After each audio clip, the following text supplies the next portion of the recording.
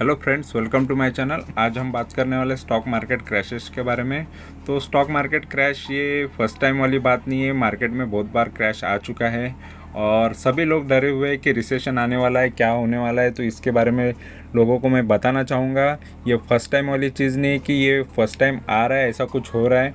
तो ये मार्केट में बहुत बार आ चुका है और बहुत बार मंदी आ चुकी है। तो थोड़ी बहुत हिस्ट्री दिखाना चाहूँगा, जिससे आपको थोड़ा बहुत पेशेंस आ जाएगा और आपको नॉलेज भी आ जाएगा। ठीक है, तो फिलहाल यहाँ पर मैंने विकीपीडिया ओपन किया है। यहाँ पर जो भी है डेटा मैं सामने दिखा देता हूँ कि लोगों को मेन चीज़ है कि डर एक बैठ जाता है कि स्टॉक गिर रहा है, शेयर्स गिर रहे हैं तो क्या होगा। तो ये क्या कोई फर्स्ट टाइम नहीं हो रही ये चीज़।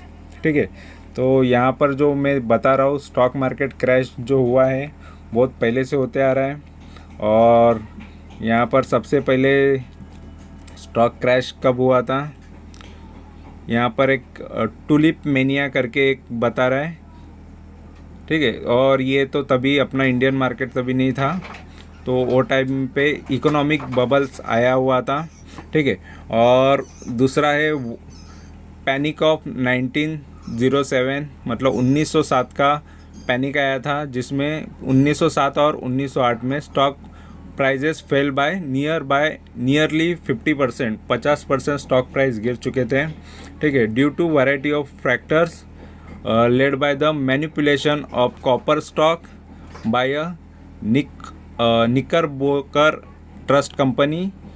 ये मैनिपुलेट कर रहे थे कॉपर स्टॉक को, उसके वजह से मार्केट में क्रैश आया था। कोई भी एक रीज़न होता है जिसकी वजह से मार्केट में क्रैश आता है। ठीक है, United copper rose gradually up to October and thereafter crashes leading to panic.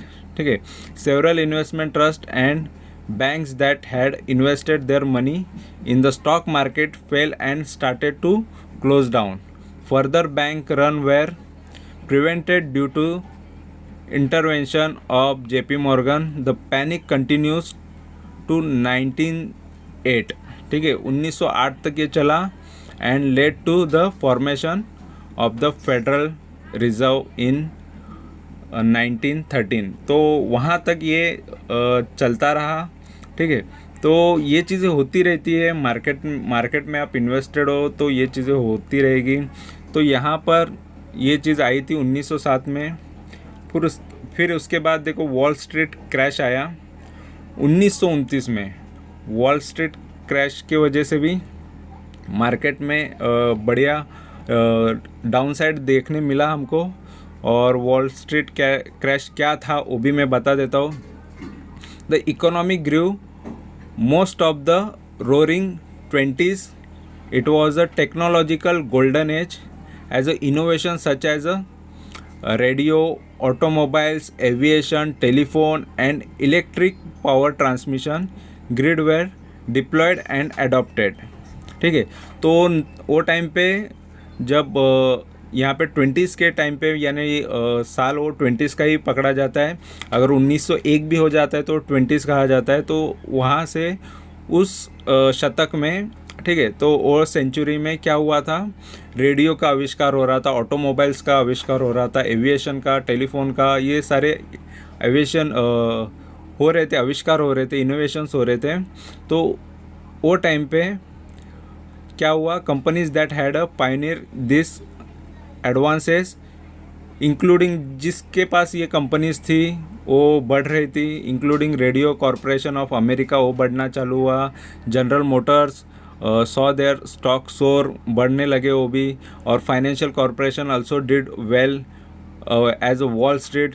Banker floated mutual fund companies जो भी थे वो भी then known as a investment trust like the Goldman Sachs, ये भी बढ़ने लगे। ट्रेडिंग कॉरपोरेशन, ठीक है। और यहाँ पर investor were informed with the returns available in the stock market, specially by the use of leverage through margin डेप्थ। तो वो टाइम पे भी लेवरेज चलता था और मार्जिन के ऊपर वो उठाए जाते थे स्टॉक। और borrowing money from your stock broker to finance part of your purchase of stock using the bought securities as collateral. On अगस्त 1921 में 24 अगस्त 1921 में Dow Jones industrial average was 63.9। By सितंबर 3 1929 में ये it had risen more than 6 fold 3 मतलब 6 गुना हो गया ये यहाँ पर, और ये पहुँच गया 381 पे। ठीक है, जो डाउ जोन्स 63.9 पे था वो 381.2 पे गया, क्योंकि वो टाइम पे टेक्नोलॉजी मार्केट में बहुत आ रही थी और उसके स्टॉक ज़्यादा बढ़ना चालू हुए थे। ठीक है, और it did not regain this level for another 25 years. By the summer of 1929, it was clear that economic was contracting and stock market went through a series unsettling price declines. This declines fed investor anxiety and event come to a head on October 24, 28, 29 known as a respectively a Black Thursday। तो उसके बाद देखो क्या होने लगा, तो fade investor anxiety होने लगी और वो वहाँ से गिरना चालू हो गया। ऑलरेडी बहुत टाइम तक ये चलता रहा। ठीक है, क्योंकि उस इतना बढ़ने के बाद कहीं ना कहीं तो आता ही है कि थोड़ा करेक्शन होता है।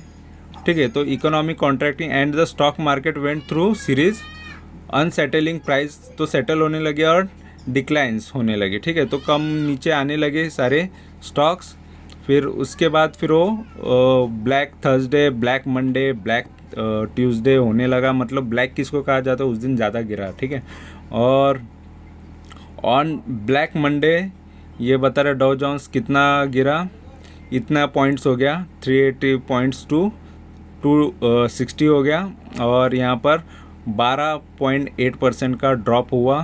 फिर उसके बाद यहाँ पर टेलीफोन लाइंस वगैरह जो भी थे clog and were unable to cope this information, क्योंकि इसकी वजह से और भी लोग पैनिक होके और बेचना चालू करेंगे, इसीलिए टेलीफोन लाइंस भी बंद कर देते हैं, क्योंकि और भी लोग डर ना जाए। ठीक है, और सभी बेचना ना चालू कर दे। और ये इनके वजह से क्या हो जाता है, तो लिक्विड जिन्होंने लिया रहता है, मार्जिन कॉल्स लिए रहते हैं, तो उसकी वजह से ज़्यादा प्रॉब्लम हो जाता है, क्योंकि उन्होंने ज़्यादा क्वांटिटीज़ में ख़रीदे हुए रहते हैं और मार्जिन पे होने की वजह से बहुत प्रॉब्लम भी क्रिएट होता है। ठीक है, over extended investor flooded and exchange with the sell order दबा के एकदम डालने लगे, तभी मार्केट गिर जाता है। तो सेल ऑर्डर्स भी बहुत आने लगे और इसी वजह से मार्केट गिर जाता है, क्योंकि लोग मार्जिन पे बेचना चालू कर देते हैं और नीचे के भाव पे ख़रीद के उसको सेटल कर देते हैं। ठीक है, तो इस तरीके का माहौल हो गया था वो टाइम पे। और by the end of the weekend 11 नवंबर 1929 में ये 228 पे आ गया। ठीक है, कम्युलेटिव ड्रॉप 40% मार्केट गिर गया। ठीक है, वो टाइम पे 40% मार्केट गिर गया। और उसके बाद ये देखो रिकवरी जो है unsuspecting investor into further losses, तो बहुत लोगों को लॉसेस हुआ। और Dow Jones loss 89% of value before finally DJA, तो कितना हुआ before finally bottoming out in July 1932 तक उसका यहाँ तक आ गया, इतना गिर गया। देखो मार्केट कहाँ से कहाँ जा सकता है, यहाँ पर ये संभावना देख लो, पॉसिबिलिटीज़ देख लो। हर किसी को लगता है कि मार्केट ऊपर ही जाएगा, लेकिन पॉसिबिलिटीज़ कुछ भी हो सकती है। ये अमेरिका की मार्केट है। ठीक है, और the crash was followed by the great depression. Great depression उसको ही नाम दिया गया, क्योंकि सबसे बड़ा ये वॉल स्ट्रीट क्रैश, इसके ऊपर मूवी भी बना हुआ है। ठीक है, और the worst economic crisis of modern times, वो टाइम का ये इकोनॉमिक क्राइसिस सबसे वर्स्ट ख़राब था वो टाइम पे, क्योंकि 89% गिरा हुआ है। ठीक है, तो इस तरीके का मार्केट पहले भी गिर चुका है, तो इतना डरने की बात नहीं होती है। और फिर से आगे भी रिकवरी हो चुकी है। ठीक है, तो ये भी मैं आपको आगे दिखा दूंगा, चार्ट वाइज दिखा दूंगा कि किस तरीके का मार्केट आगे चला है। तो 1987 में भी क्रैशेस आया है, ब्लैक मंडे कहा गया है। तो 1980 के साथ स्ट्रॉन्ग इकोनॉमिक ऑप्टिमाइजिंग होने लगा, फिर 82 में पिक आने लगा, फिर डॉ जोन्स इंडस्ट्रियल एवरेज कितना आने लगा वो देख लो। ठीक है। तो यहाँ से मतलब 776 से ये 2722 तक ये गया। और market indexes for the 19 largest market in the world average 296% during this period. तो इतने परसेंटेज ये बढ़ा, ठीक है, market. The average number of share traded on the New York stock exchange rose from 65 million shares to 181 million shares तक ये गए। और उसके बाद द क्रैश ऑन अक्टूबर 1987 में ये ब्लैक मंडे कहा गया, जिस दिन मार्केट, और ब्लैक मंडे यहाँ पर थोड़ा डिटेल में दिया है कि यहाँ पर commonly given a global sudden severe and largely unexpected stock crash हुआ, मार्केट क्रैश हुआ in Australia and New Zealand. The day is also referred as a black Tuesday because of the time zone difference from the other, ठीक है। और ये इसी को black Friday कहा जाता है या ब्लैक मंडे कहा जाता है। जब जिस दिन मार्केट गिरा उसको ब्लैक डे घोषित किया जाता है, ठीक है, या ब्लैक कहा जाता है। तो उसके बाद देखो 5 दिन लगातार बिफोर 5 डेज ये कहाँ से कहाँ पहुँच गया, तो बहुत गिरावट आ गई। तो ये कंटिन्यूसली देखो ड्रॉप, ये लगभग S&P 500 इंडेक्स जो है 20% गिरा। तो इस तरीके की गिरावट देखने मिली है। ये यहाँ पर 22 पॉइंट, यहाँ पर डो जोन्स जो है 22.6% गिरा है। तो ऐसी गिरावट बहुत देखने मिली है पहले भी, ठीक है। तो ये जस्ट मैं आपको आइडिया दे रहा हूँ, अंदाज़ा बता रहा हूँ। देखो यहाँ पर 19 अक्टूबर को ये 31% तक भी गिरा है। तो इतनी गिरावट देखने मिलती है। फिर यहाँ पर देखो ड्रॉप ये 45.8% का भी यहाँ पर बताया है, ठीक है। तो इतनी बड़ी गिरावट आपको हमेशा पहले भी लोगों ने देखी है और उससे सरवाइव किया है और आगे बढ़ते गए हैं, ठीक है। और यहाँ पर ये चीज़ होने के बाद हमको अभी देखना है कि 2008 और 9 की मंदी को ज़्यादा फेमस है ये एक्चुअली, क्योंकि वो टाइम पे इंडियन इन्वेस्टर भी वो क्रैश में लोग आए थे, ठीक है। तो इस तरीके की मंदी, ये इसका इफ़ेक्ट हमारे इंडिया पे भी पड़ा और इसकी वजह से स्टॉक मार्केट देखो। और इसमें एक चीज़ थी 1992 की जो इंडिया में हुई थी और हर्षद मेहता के स्कैम की वजह से। तो वो टाइम पे भी मार्केट बहुत करेक्ट हुआ था, गिरा था, ठीक है। बट यहाँ पे वो चीज़ नहीं है, क्योंकि ये इंडियन मार्केट का नहीं, ओवरऑल सभी मार्केट का है। लेकिन मार्केट ग्लोबल मार्केट गिर रहा था तो इंडियन मार्केट भी गिर रहा था, ठीक है। तो लेकिन फिर भी जब गिरा उसके बाद तो सभी शेयर्स भागने चालू हुए या इंडेक्स भागना चालू हुआ, सभी शेयर्स तो ऊपर चले ही गए। ऐसा नहीं है ख़राब शेयर लेके बैठे रहेंगे उनके शेयर बर्बाद हो गए रहेंगे, कंपनियां बर्बाद हो गई रहेंगी। जिन्होंने फंडामेंटल सही से देखे नहीं किसी कंपनी के, जस्ट उसके पीछे लग गए, पेनी स्टॉक समझ के लग गए या सब कुछ बेच बाच के लग गए। क्योंकि बहुत सारे आज भी चैनल्स बताते हैं कि इसमें पूरा पैसा लगा दो, जितना आपके पास है सब लगा दो, ये आपको ये शेयर बहुत करोड़पति बना देगा या बहुत पैसा दे देगा। ये चीज़ लालच देख के लोगों को ज़बरदस्ती इन्वेस्ट कराते हैं, इसकी वजह से आगे प्रॉब्लम्स क्रिएट होती है। तो फिलहाल यहाँ पर देखो, ये यहाँ पर अभी हम इसका क्रैश 2008-9 का देख लेते हैं। तो 2008 और 9 में जो क्राइसिस आया वो बैंक्रप्सी ऑफ लेमन ब्रदर, उन्होंने बैंक्रप्सी किया। बैंक्रप्सी मतलब तो पता होगा, अपने इधर भी होता है, घोटाला वगैरह होता है, ठीक है। तो उन्होंने जो किया उसकी वजह से ये चीज़ मार्केट पूरा ख़राब हो गया। और लेमन ब्रदर की बैंक्रप्सी पे भी बहुत सारे वीडियो रहेंगे, आपको देखना है तो, या फिर मैं भी कभी लाऊंगा। बहुत सारे चीज़ें मेरे को लानी है, ठीक है, सिखाने के लिए आपको। लेकिन यहाँ पर इसके बारे में भी देख सकते हैं, लेकिन मैं जस्ट आपको एक नॉर्मली अंदाज़ा ऊपर से बता देता हूँ कि बैंक्रप्सी जैसे लेमन ब्रदर ने किया, जैसे आपने यहाँ पर पीएनबी में घोटाला किया था, तो उसकी वजह से जिस तरीके से पीएनबी का शेयर गिर गया, या कोई भी ऐसा स्टॉक जहाँ पर घोटाला हो जाता है या उसके अंदर कुछ घोटाला हो जाता है कंपनी में, तो वो स्टॉक बुरी तरह गिर जाता है। उसी तरह से वो टाइम पे बैंक्रप्सी हुआ था लेमन ब्रदर्स के वजह से, and the collapse of Merrill Lynch along with the liquidity crisis.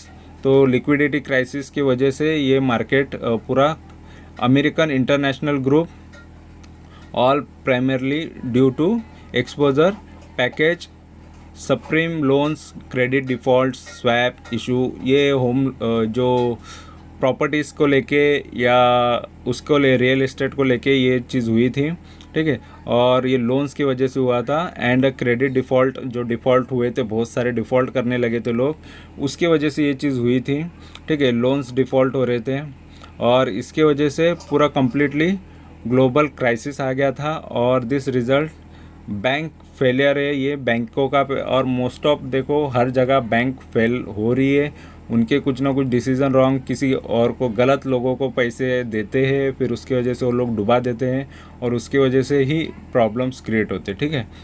और मंदी आ जाती है या प्रॉब्लम्स क्रिएट हो जाते। और यहाँ पर उसका इम्पैक्ट क्या हुआ देख लेते हैं। तो सबसे पहले इम्पैक्ट ये हो गया कि ये इंडोनेशियन स्टॉक मार्केट पे 10% स्टॉक मार्केट एक ही दिन के अंदर गिर गया, ठीक है। और the times London reported that क्या क्रैश 2008 में जो क्रैश आया उससे एक वीक के अंदर, दैट वीक, ठीक है, 21% का डाउनसाइड आया। फिर वो 21 से ये 28% तक का डाउनसाइड आया, ठीक है। और इतना ज़बरदस्त ये डाउनसाइड 28% का डाउनसाइड देखने मिला 2008 में भी। तो गिरावट हर टाइम आई हुई है, ऐसा नहीं, कोई भी एक रीज़न होगा जिसकी वजह से गिरावट आएगी, तकलीफ़ होगी, नुकसान होगा, तो ये चीज़ हुई है। और वहाँ से यहाँ पर देख सकते हैं कि यहाँ पर 20% भी S&P 500 भी डाउन हुआ। और यहाँ पर बिग बैंक्स जो थे which had form 73.2% of value, उतने ये डाउन हुए। तो बहुत सारे यहाँ पर 77% भी लोअर हुए। तो बहुत पैनिक आया था वो टाइम पे और बहुत सारे शेयर्स डाउन हुए थे, बहुत सारी कंपनीज़ के शेयर। तो इसी तरीके से होती है चीज़ें, हर जगह होती है, हर टाइम हुआ है, ये नया नहीं है, ठीक है। तो मंदी आ रही है, क्या होने वाला है, डर लग रहा है, सब बेच के निकले क्या, ये सारी चीज़ें अगर सोचते रहोगे तो आगे कभी लाइफ में नहीं बढ़ पाओगे, स्टॉक मार्केट में टिक नहीं पाओगे। स्टॉक मार्केट में टिकना है, स्टॉक मार्केट डराते रहेगा। हमने भी इतना टाइम गुजारा है, 8-8 साल ये स्टॉक मार्केट में निकाले, तो सारी चीज़ें देखी है, अप एंड डाउन्स देखे हैं, स्टॉक को गिरते हुए देखा है, सभी चीज़ें देखी है, पोर्टफोलियो को बहुत डाउन होते हुए देखा है, स्टॉक को 90-98% गिरते हुए देखा है, वहाँ से रिकवरी होते हुए देखा है। तो बहुत सारी चीज़ें हमने भी देखी है, इस वजह से अभी भी मार्केट में टिके हैं। अगर वो टाइम पे डरे रहते और निकल गए रहते तो आज मार्केट में नहीं होते और आपको नहीं बताते होते, ठीक है।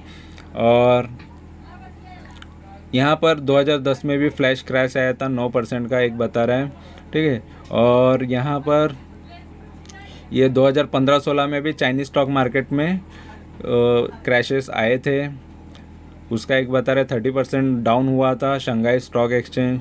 तो जो भी हुआ है उसके बारे में बताया अभी। और 2020 तो सबसे फेमस है, 2020 में कोरोना वायरस की वजह से सभी ने ये चीज़, तो सभी ने मोस्ट ऑफ लोगों ने देखी होगी। एकदम से नए लोग हैं उनको नहीं पता रहेगा, लेकिन जो थोड़े बहुत पुराने हैं 1-2 साल से मार्केट में हैं उन्होंने तो ये स्टॉक क्रैश देखा रहेगा, मार्केट किस तरीके के। रिलायंस जैसी बड़ी कंपनी आधा भाव हो जाती है, तो बहुत सारे बड़े बड़े स्टॉक आधे भाव में 50% पे मिल रहे थे। तो ऐसी गिरावट सभी को देखने मिली है। और उसके बाद देखो किस तरीके की रिकवरी हुई है। फिलहाल अभी वैसी रिकवरी नहीं हो रही है मार्केट से, लेकिन ये रिकवरी होगी, ऐसा नहीं कि मार्केट कभी रिकवरी नहीं होगा, क्योंकि पहले भी ये चीज़ हो चुकी है और ये हिस्ट्री है और हिस्ट्री रिपीट होती है। ऐसा मत सोचो कि हमेशा मार्केट ऊपर साइड ही जाएगा, रॉकेट की तरह, रॉकेट नहीं है ये, ठीक है। और यहाँ पर ये चीज़ मैं दिखा देता हूँ, ये चार्ट है ये, और ये लगभग 1986 से अवेलेबल है, जितना अवेलेबल मैं बता देता हूँ, ठीक है। तो वहाँ से ये सेंसेक्स देखो कंटिन्यूसली आपको सारे, वो 1992 में आया होगा, स्कैम आया, फिर उसके वजह से देखो यहाँ पर तो थोड़ा बहुत यहाँ पर करेक्ट हुआ, 3-3.5 हज़ार का स्टॉक मार्केट 2100-2200 तक हुआ था, वहाँ से गिरा, फिर वहाँ से अप एंड डाउन करते करते, ठीक है। वो टाइम पे BSE था, इस वजह से बता रहा हूँ BSE का। तो 2008 भी दिखा देता हूँ यहाँ पर, ठीक है। तो 2008 में भी मार्केट में बड़ी मंदी आई थी, ये देखो 2008 का ये एकदम ये टॉप दिख रहा है। ये टॉप से ये मार्केट कितनी बुरी तरह गिर गया, 2009 तक ये पूरा डाउन था। तो सोच लो कि हमारा भी यही टाइम चल रहा है, ये ऐसी टाइप की मंदी भी आएगी तो इतना डाउन आएगा, लेकिन उसके बाद तो मार्केट तो ऊपर ही गया है, मार्केट कहाँ रुका है। ठीक है, यहाँ पर 2020 भी आपको दिखा देता हूँ। यहाँ पर देखो 2020 में भी कितनी शार्प डाउन साइड आया था, कितना बुरा गिरा था। उसके बाद देखो किस तरीके की रिकवरी है, लेकिन ये रिकवरी तो थोड़ा कोविड वाली तो रिकवरी फास्ट आई थी, लेकिन बाकी रिकवरी इतनी फास्ट नहीं आई है पहले भी। ठीक है, थोड़ा 1 या 2 साल तक वो लॉस दिखे हैं, लेकिन हम उम्मीद कर सकते हैं अगर हमारे स्टॉक अच्छे हैं तो ज़रूर वो जल्दी रिकवर होंगे। अगर हमारे स्टॉक ही ख़राब है, वो कभी कितना भी कुछ हो जाए, मार्केट रिवर्स भी हो जाए यहाँ से, तो कभी रिकवर जल्दी नहीं होंगे। क्योंकि देखो अगर स्टॉक 50% गिरता है, इसका मतलब होता है कि उसको 100% बढ़ना पड़ेगा। क्योंकि अगर 100 रुपये का स्टॉक 50 होता है तो 50 को 100 रुपये बनने के लिए डबल होना पड़ता है, तो इसका मतलब 100% बढ़ना पड़ता है उसको। तो यही चीज़ होती है, इसी वजह से जल्दी रिकवरी नहीं होती है। तो यही समझ लो कि कोई भी स्टॉक गिरता है तो उसको बाय करो, एवरेज करो, लेकिन अगर अच्छा शेयर हो तो। ख़राब शेयर हो तो थोड़ा अभी वेट ही कर लो, क्योंकि बोल नहीं सकते, ख़राब स्टॉक आपका कभी ना कभी डूब भी जाएगा, पैसे डुबा भी देगा। तो बाकी चीज़ें आप पर है, आप पर डिपेंड है। तो यहाँ पर मैं यही चीज़ बताने के लिए, आपको ये प्रैक्टिकल चीज़ें बताने के लिए यहाँ पर मैं वीडियो बना रहा हूँ। क्योंकि मार्केट में मैं बहुत चीज़ें देख रहा हूँ कि हर कोई बोल रहा है मंदी आ रही है, मंदी आ रही है, सबको डरा रहे हैं, क्या करना चाहिए। यहाँ पर देखो कभी भी मंदी आए या कुछ भी हो, कुछ भी उथल पुथल हो जाए, तूफान आ जाए, कुछ भी आ जाए, मार्केट में बहुत लोगों का पैसा लगा है, बड़े बड़े लोगों का पैसा लगा है, आपके ही नहीं है। तो बर्बाद होंगे तो सभी होंगे, आबाद होंगे तो सभी होंगे। तो ये टाइम पे पैसा होना चाहिए रहता है, लेकिन बहुत लोगों के पैसे ये टाइम पे नहीं होते हैं जब इन्वेस्टमेंट का टाइम होता है। जब मेन चीज़ यही होती है, मार्केट गिरता है तभी लोगों के पास पैसा नहीं होता, और मार्केट जब बढ़ता है तब लोगों के पास भर भर के पैसे होते हैं और लगा देते हैं, और फिर बाद में वेट करते हैं। क्योंकि मेरे बहुत सारे कमेंट्स में भी लोगों ने बताया कि इसमें लॉस हो रहा है, उसमें लॉस हो रहा है, इतना लिया था, उतना लिया था, लाखों की क्वांटिटीज़ लेके रखते हैं, लेकिन अभी लेने के लिए टाइम नहीं है। क्योंकि अभी लेने के लिए पैसे नहीं है, टाइम तो रहेगा लेकिन पैसे नहीं है। तो ये चीज़ होती है कि उनको एवरेज भी नहीं कर पाते आगे जाके, तो इस वजह से लॉसेस ज़्यादा हो जाते हैं। तो ये प्रॉब्लम सभी इन्वेस्टर को होती है, क्योंकि वो उल्टा सोचते हैं, टॉप पे ख़रीदते हैं, बॉटम पे बेचते हैं, तो इसी वजह से लॉस में है। और हमको ये लॉस अवॉइड करना है तो सही से हमको सही जगह पे इन्वेस्ट करना चाहिए, और वेट करना चाहिए, और वॉच करना चाहिए, टेंशन फ्री रहना चाहिए। मार्केट गिर रहा है तो टेंशन लेना नहीं है, पेशेंस रखना है, आज नहीं तो कल मार्केट रिकवर होगा और बहुत सारा पैसा दे देगा। ठीक है, तो वीडियो अच्छा लगा है ज़रूर चैनल को सब्सक्राइब करो, लाइक करो, कमेंट करो, दोस्तों के साथ शेयर करो। Thank you very much for watching my video. Thank you, bye bye.